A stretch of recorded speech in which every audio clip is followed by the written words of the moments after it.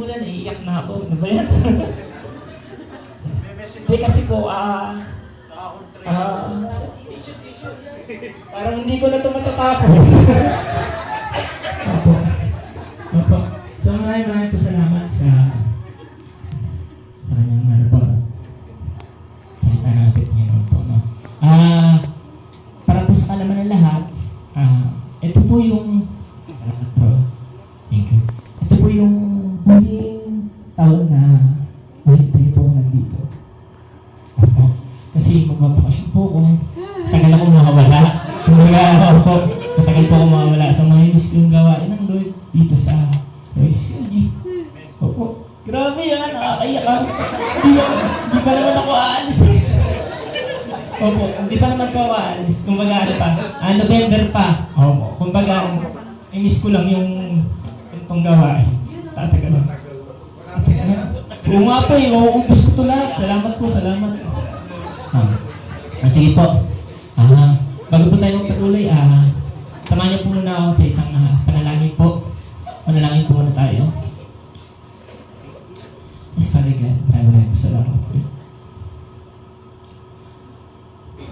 Amin naman, maraming po salamat sa umaga. God, sa panibagong araw, panibagong lakas, panibagong ituturo mo sa amin, Lord. Salamat, Lord God, sa buhay mga kapatid ko, Lord God, na patuloy mong binabago, Lord. At dumandami na, Lord. Dumandami na po ang taong hindi po kayo nakikita, Lord. Hindi po nauunawaan ang mga plano niyo po sa kanilang buhay, Lord. Maraming po salamat, Lord God. At sa mga Lord God, muli po kayong magturo sa amin. Turuan niyo po kami, Lord God. Para po na sa ganun, Lord God, makalakad po kami ng diretso, Lord God. At tanging nakafocus na po kami sa inyo, Lord. Lord, huwag mo pong hayaan, Lord, na manil lang kami ng kalaban, Lord, sa aming pagsunod sa iyo, Lord. Loobin mo, Lord, na bawat gagawin namin, bawat pagsisikap namin, ay inaalin namin sa iyo. At hindi para sa sarili namin. Maraming po salamat, Lord God. Magalit po kayo ngayong umagang to, Lord God, sa inyong mensahe, Lord. Inuulit ko po, Lord, sa inyong mensahe. Maraming po salamat. Maraming po salamat. Pagkariyan niyo po ang aming mga buhay, ang aming mga puso. At gawin niyo po kami instrumento para po sa aming mga pamilya. Sa iyo, binabalik, Lord, ang lahat ng pulit pasalamat, Lord. In Jesus' name, Amen. Tapos na po. Joke lang. Opo. Ayun nga po.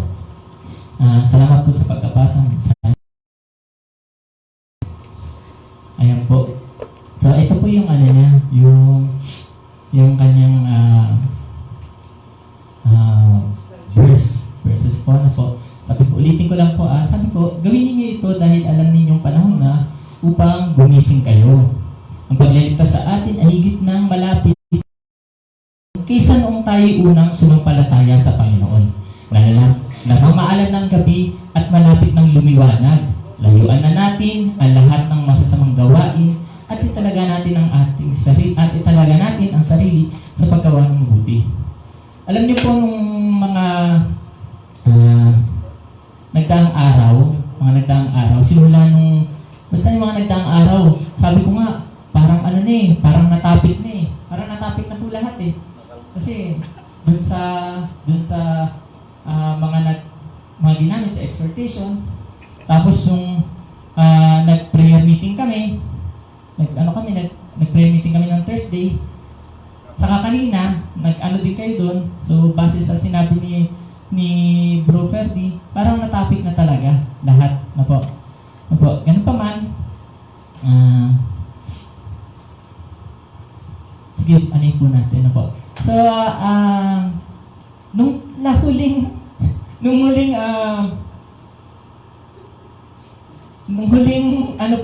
huling Thursday, sino Thursday ba yun? Si Sister Crisel, di ba? Yung inana niya yung tungkol doon sa rest. Di ba? Yung tungkol sa rest po, yung topic na po tungkol sa rest. Ngayon naman, ba't ko binitawan to? Opo, rest po yun na po. At praise God po, no? Ngayon naman, di tapos na kayo mag-rest. Ngayon, ito naman ang taano ng Lord na po. Wake up. Wake up, opo. So, wake up naman, di ba? Una, rest. No, tapos ngayon naman wake up. Opo. Amen. So, sino sa inyo nahihirapang gumising sa umaga?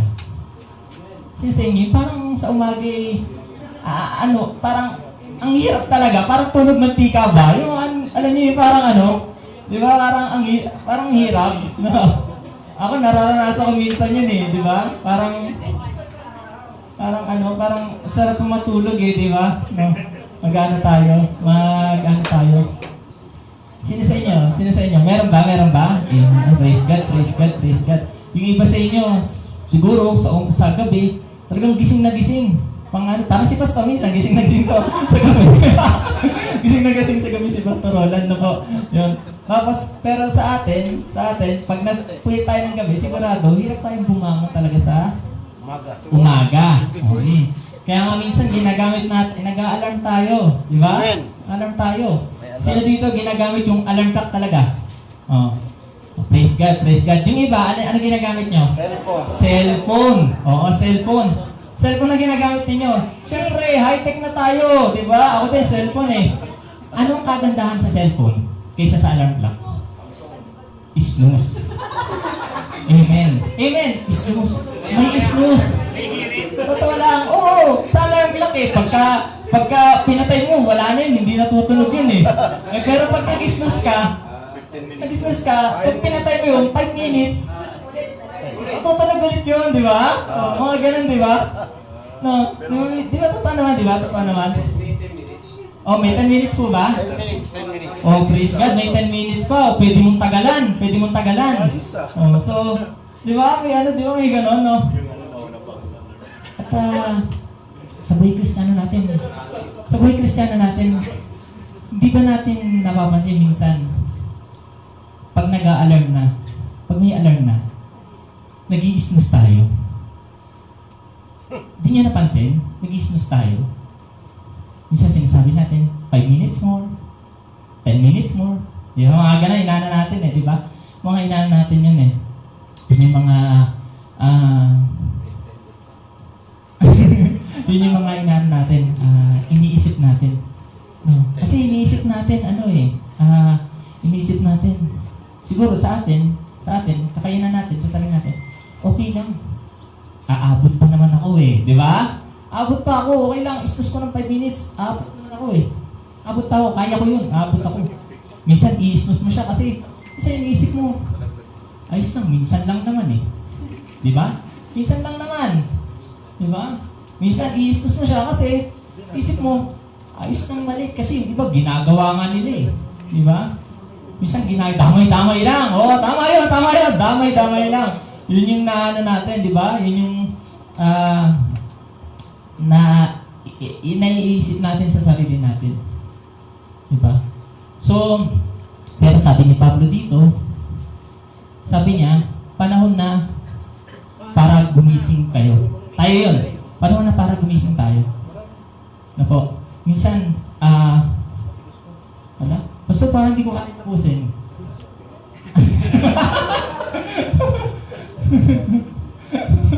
Hallelujah. Ayun po. Gumising tayo. Opo.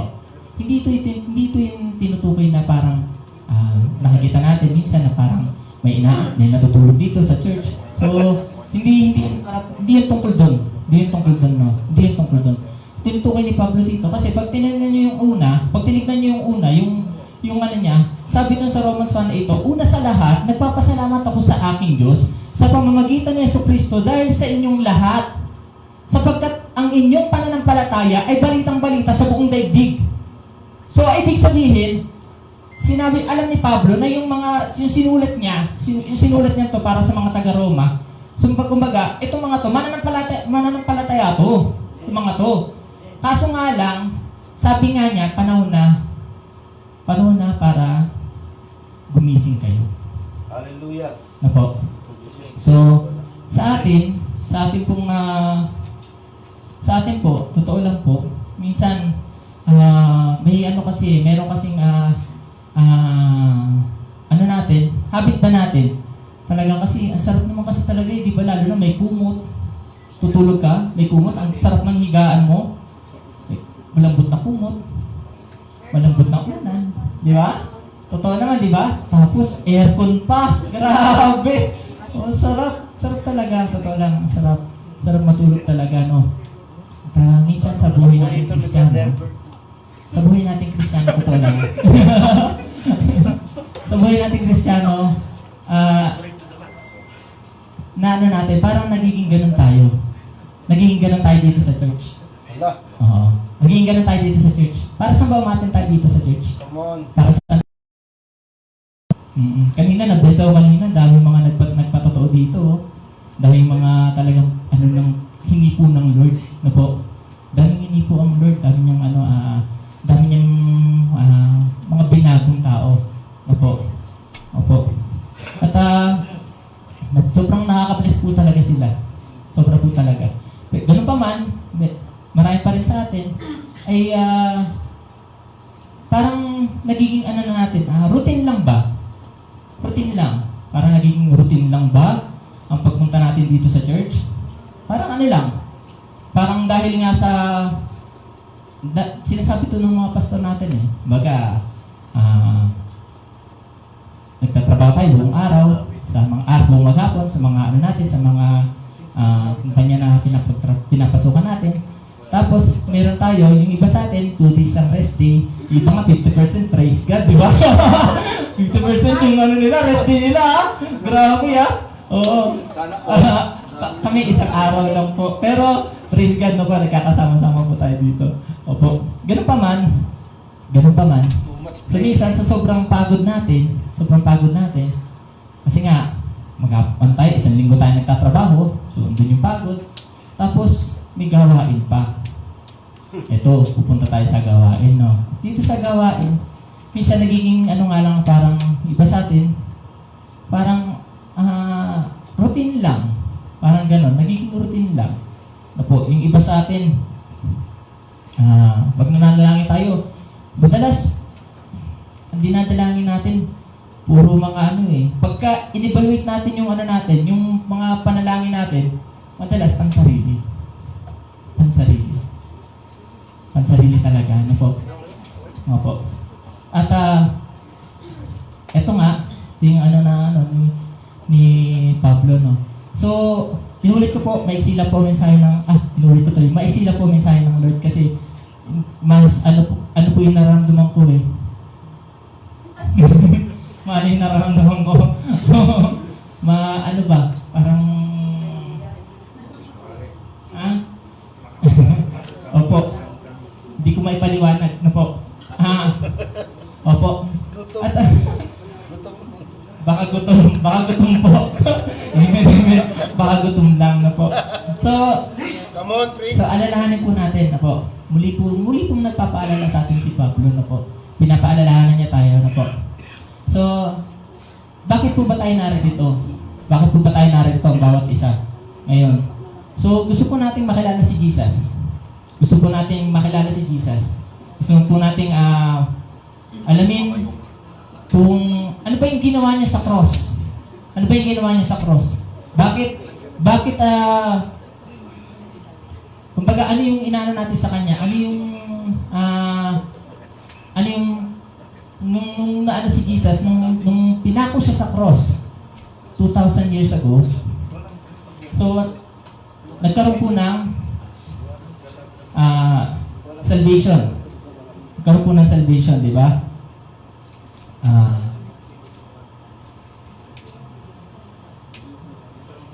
So, ito po si Jesus. Si Jesus po. So, salvation. So, alam natin to, lagi natin sinasabi yung past, present, saka yung future.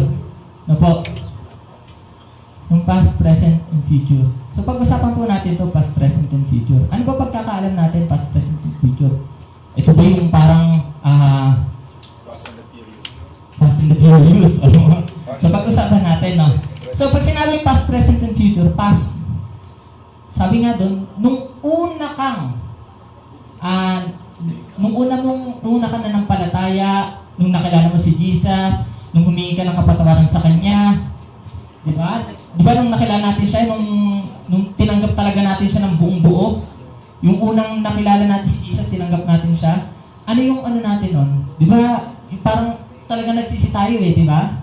Sisi talaga tayo sa mga kasiguro 10 years ago, 5 years ago, 3 years ago. So, lumapit tayo kay Lord, humingi tayo ng kapatawaran sa mga kasalanan natin. Ano po? At dahil doon, God save us from the penalty of sin. So, naano tayo? So, kumbaga, lahat ng mga nagawa mong kasalanan noon, nung nakilala mo si Jesus, nung tinanggap mo siya, pinatawad ka niya. Amen. Pinatawad ka niya. Yun po. Ganun tayo kamahal ng Panginoon. Ganun tayo kamahal ng ating Diyos na po. Present. Sa present, ngayon yun. Nakakagawa pa ba ng kasalanan? Amen. Nakakagawa pa rin ng kasalanan, di ba? Pero pinaglalabanan natin. Tama po ba? So, dito po, ito sa part na to, God save us from the power of sin. Power of sin. Kasi napakahirap. Napakahirap makipaglaban. Yun nga yung topic namin nung last night, nung Thursday. Yun nga, so kahit na dilingkod na tayo kay Lord, so andun pa rin yung talagang, yung power of sin, nandun pa rin talaga. Talagang umano siya, kikilos siya, kumbaga pipilitin kanyang tuksohin. Pipilitin kanyang bumigay kung ano yung faith na pinangahawakan na ng bawat isa. Parang gano'n na po. At ito, inaano sa atin ni Pablo, sinasabi sa atin ni Pablo na dapat nga gumising tayo at anin natin to. Kumbaga parang lagi tayong maging handa, maging excited sa ng Lord, sa kanyang mga salita na po, sa pakikipag-usap sa kanya na po. Kaya nga sabi nga doon, hindi ko na ipapalit yan. Sabi nga doon, di ba, namamaalam ng gabi. At sabi niya, namamaalam ng gabi at malapit nang lumiwanag. So, totoo, malapit na talaga. Malapit na pagdadating, malapit na dumating ng Lord, di ba? Malapit na siya dumating. So, marami ng mga nangyayari ngayon na po. At dahil nga doon, sinasamantala ito ni Satan. Itong power of sin na to, sa buhay ng bawat isa, nako, kahit ngayon, akala natin okay na di ba? Pero, baka, yung iba sa atin, nakakaranas pa rin ng ganito. At baka natutulog tayo, hindi natin namamalayan. Hindi natin namamalayan. Po. So sabi po sa future, God save us from the presence of sin. Ito po yung future. Yung sinasabi nga na kapag tayo ay nagawa natin yung pinapagawa sa atin ng Lord at naging karapat-dapat tayo sa Kanya. Andun yung makakapiling natin siya at wala na yung presence ng sin sa pagkatao mo. Wala na talaga. Lahat yun, na talaga. Po. Baka kasi iniisip natin na dahil tinanggap natin si Lord is okay na. Past, present, future, okay na. So, baka hindi natin naisip.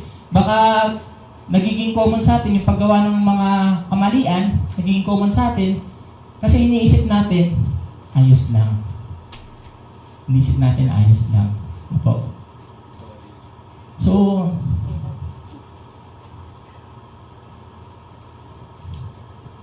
mga Kristiyano, kasama po ako, lalo-lalo na ako, na po. So, minsan, ito yung nawawala sa atin. Baga, ito yung natin. So, kailangan tayo magising talaga, no? So, waking up to the spiritual realities of life. Na po. Ito yung dapat natin maunawaan. No, yung motivation ni Pablo sa ating lahat is to realize to waking up to the spiritual realities of life. Waking up to God. Waking up from our slumber. Huwag nang idlit. Tama na yan. Oo, tama na yan yung ano na yan. Oo. Waking up from passivity. Waking up from a lack of engagement to God. Di kaya kulang tayo dito? Di kaya? Okay lang. Di kaya? Minsan gigising tayo sa umaga. Sino excited dito pag gumigising sa umaga? Makikita mo yung ano mo, kumbaga maaalala mo yung Savior mo, kumbaga gaano ka ka-excited na kakausapin mo siya. Meron excited? May excited ba? Pagising mo, papasalamat ka kay Lord? Hindi yung pasalamat na na routine lang Excited ka talaga. Excited ka talaga. Sometimes, opo. Sometimes, di ba? Mabit tayo. So, minsan hindi sa atin malinaw Amen. ang ginawa ni Jesus. Kaya nga minsan, ako rin, minsan naiisip ko, dumarating din ako sa point, naiisip ko talaga, sabi ko talaga, Lord, sorry kasi nakatulog ako. Sabi ko gano'n, nakatulog ako. Akala ko kasi, okay na Kasi, papagamit ako sa kanya, attend ako dito, sa church, sumasama ako sa mga nagkakandak ng Bible study. Pero, pagka umarap na ako sa Bible, kinakausap ako ng Lord, sabi ng Lord, nakatulog ka.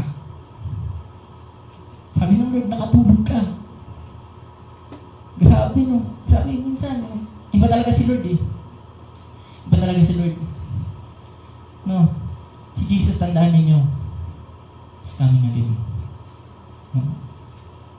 Hindi mo kailangan huminto sa trabaho mo, sa ginagawa mo ngayon. Kung ano man yan, hindi mo kailangan huminto sa ginagawa mo. Pero ang gusto ng Lord, gawin mo yung part mo bilang Kristiyano.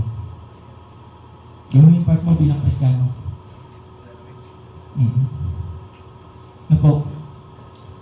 Baka naman puro tayo action. Pero wala na tayong passion. Baka naman yung pagiging Christian natin nakikita yung motion. Pero wala namang devotion. Come on. Baka naman sa trabaho natin, more involved tayo sa ginagawa natin. Talagang sobrang busy natin. Pero nakalimutan natin yung first love natin. Hallelujah. Alam niyo po, marami akong gustong gawin sa buhay. Totoo lang. Marami akong lahat naman siguro maraming gustong gawin sa buhay na po. Pero, yun nga, sinasabi ng Lord sa atin, is itaas pa natin yung level ng pananampalataya natin, ng paglilingkod natin sa Kanya. Itaas pa po natin. So, huwag po tayo maging kampante na ganito lang. Opo. Huwag po tayo maging kampante na ganito lang. Kasi, sa totoo lang, baka akala natin talaga, okay tayo. So, ito, nakita ko to kay Sister Crisel sakto. Sabi nga doon, kaya nga habang nananatili ang pangako ng Diyos, na tayo makakapasok at makakapagpahinga sa piling niya. Mag-ingat kayo at baka mayroon sa inyong hindi makatanggap ng pangakong ito. Di ba? Nakakatakot to. Totoo lang. Ako, natakot ako dito nung naano ko to. Natakot ako dito. Kasi akala ko okay na Akala ko okay na. Hallelujah. Ano po? Yung pala, kailangan natin kailangan natin extend pa ng konti. Paglilingkod natin. Level up pa natin. Po. At sabi po sa Efeso, sapagkat tayo nilalang ng Diyos, nilikha sa pamagitan ng Kristo Jesus upang iukol natin ang ating buhay sa paggawa ng mabuti. Iyan ang layunin pinili ng Diyos para sa atin noong una pa man. So, naniniwala tayo kay Lord, tinanggap natin siya, at ngayon gumagawa tayo ng mabuti. Pero, sabi doon, nilikha tayo inilikha sa pamamagitan niya. Sabi, nilikha tayo sa pamamagitan ni Kristo Jesus. Na po. So kung gumagawa ka para sa sarili mo, hindi dahil kay Jesus, para sa sarili mo, nakatulog ka. Nakatulog ka. Nakatulog ka. Ako. At sa Galatia 2:20 sabi, hindi na ako nabubuhay ngayon. Kaya nga sinabi ni Pablo ito, diba? Sabi niya, hindi na ako nabubuhay ngayon, kundi si Kristo na ang nabubuhay sa akin. At habang ako'y nabubuhay pa sa katawang lupa, mamumuhay ako sa pananalig sa anak ng Diyos na umibig at nagandog ng kanyang buhay sa akin. So, naano po natin? Naunawaan po natin na po. Lagi natin isipin to. Yung ginagawa natin, pagpunta sa church, yung mga anumang task ang ibigay sa atin, hindi mo ito ginagawa para sa sarili mo. Dahil hindi na ikaw ang nabubuhay ngayon sa sarili mo, si Kristo na. Si Jesus na. Si Jesus na. Na po. Si Jesus na. Okay, Bro Romeo. Sige. Nauunawaan kita. Kasi, alam ko, naintindihan ko na si Jesus, alam niya tayo, okay lang, binigay niya yung buhay niya para sa atin, ayos na. Sige, okay na, tanggap ko na yon na si Jesus na nabubuhay sa puso, sa puso ko, no? Pero, pwede mo bigyan muna ako ng 5 minutes? Kasi, sarap ko matulog eh. Pwede ba bigyan mo ako ng 5 minutes? Ang sarap kasi lumiga. Sarap ng unang ko. Komportable ako sa ngayon eh. Sa kanilalagyan ko, komportable ako sa kanilalagyan ko ngayon eh. Pwede ba? 5 minutes lang. 5 minutes lang. Alam niyo po, minsan yung 5 minutes, kasi nga may habit tayong mga tao, may habit tayo na pag ginawa natin isang bagay, nakakasanayan natin. Pag ginawa natin ang isang bagay, nakakasanayan natin. Minsan yung 5 minutes, pwede maging 5 oras, pwede maging 5 araw, pwede maging 5 buwan, 5 taon, hanggang 5 dekada. Oo, napatingin ako kay Pastor. Kay Kuya Jogger, sorry po. sorry po.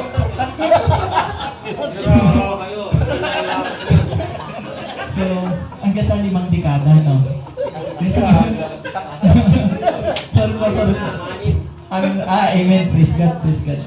So, hanggang darating din 6 dekada. Opo, hanggang 6 dekada. Minsan, nangyayari yan. Di natin namamalayan, no? Kaya nga, laging tinatapik, pagka nung isa sa mga napag-aralan namin, isa sa mga pinagbulay-bulayan ng mga umatin dito dati, at umatin dito sa prayer meeting hanggang kailan ka magtatagal? Hanggang kailan ka mananatili na excited, na naglilingkod kay Lord, di ba? No. So, kaya ang ko sa bawat isa,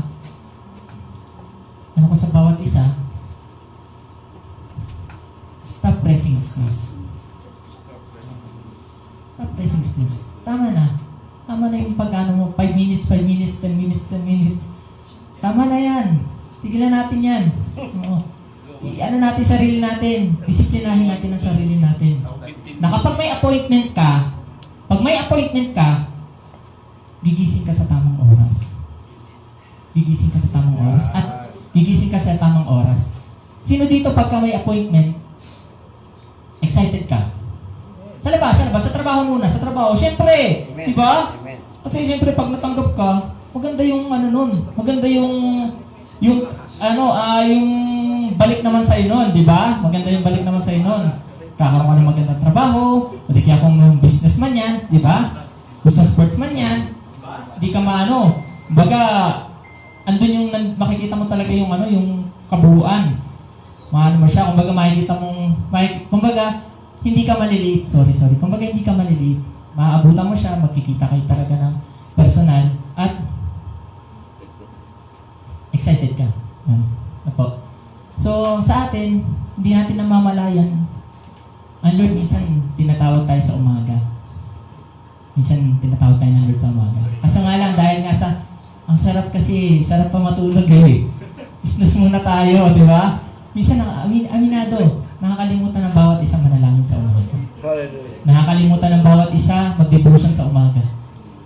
Hindi tayo naglalaan ng oras. Hindi tayo naglalaan ng oras. No? Kasi ang iniisip natin, sa sarili natin, aabot pa ako. Abot ako eh. Abot ako pero baka yung akala natin na aabot tayo, hindi pala tayo umabot. Ano po? Dito na po ako magtatapos. Next na po mensahe ng Lord. Nung sinama ng Panginoong Yesus ang kanyang mga disciples, nanalangin siya doon sa Gethsemane po ba yun? Ano na yun, di ba? Sa Gethsemane, sorry. Sa Gethsemane, nanalangin siya sa Gethsemane. So, sabi niya doon sa mga alagad niya, isa, magbantay kayo at magpuyat. Ganun pa man, kahit na sinabi ng Panginoon yun, nadatnan niya yung mga disciples niya na natutulog. Maaaring natulog sila kasi pagod na sila. Maaaring natulog sila kasi alam nilang wala yung guro nila sa tabi nila. Diba? Sinamantala nila. Yung mga, maaari, hindi ko alam. Pero maaari.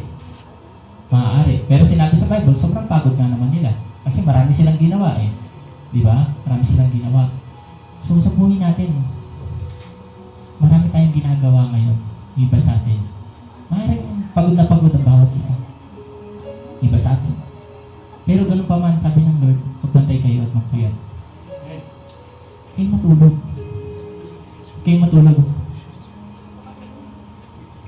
Huwag na kayo mag-snooze. Apo. Sana, pag dumating ang Panginoong Jesus, maabutan niyang hindi tulog. Ang isa sa atin. Maraming salamat. Kahit na lahat tayo, tumayo.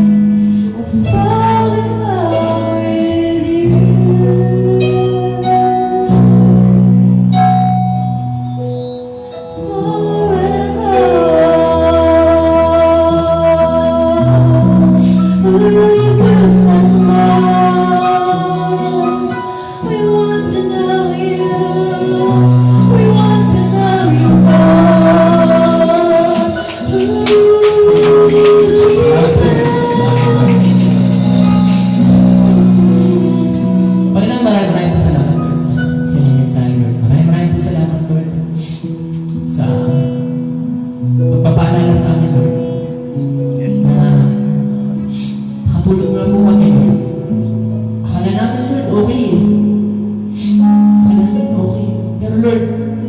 Salamat. Salamat sa pagtutuwid. Salamat sa pagpapaalala, Lord. Lord, patuloy mo kami turuan. Patuloy mo kami padama sa amin, Lord, ang inyong pagmamahal, Lord. Ang sa ganun, Lord God, sa umaga pa lang pagising namin, Lord, sa tuwing makikita namin ang araw, pasikat ang araw, Lord. O kahit hindi pa, magliliwanag pa lang ang araw. Lord, magiging excited kami, Lord. Excited kami na magkakaroon po kami ng conversation sa inyo, Lord. Excited po kami, Lord, na makipag-usap sa inyo at maunawaan, Lord God. Maunawaan, Lord God, ang inyong pagmamahal. Lord, turuan niyo kami, patuloy niyo kami turuan. Magkwento kayo, Lord. Kwento kayo, Lord, ng inyong karanasan, Lord. Mga buhay na nangyari noon, Lord God. Paano niyo binago ang mga tao niyo, Lord God. Nawa, Lord God, ganun din, Lord God, maramdaman po ng bawat isa, Lord God. Mangyari po sa amin, Lord. Kasi iniisip namin ayos na. Pero hindi namin naunawaan yung sakripisyong ginawa nila para maging karapat dapat sila sa inyo. Sa ngayon, Lord God, nakikita namin, Lord, kulang pa. Kulang pa ginagawa namin.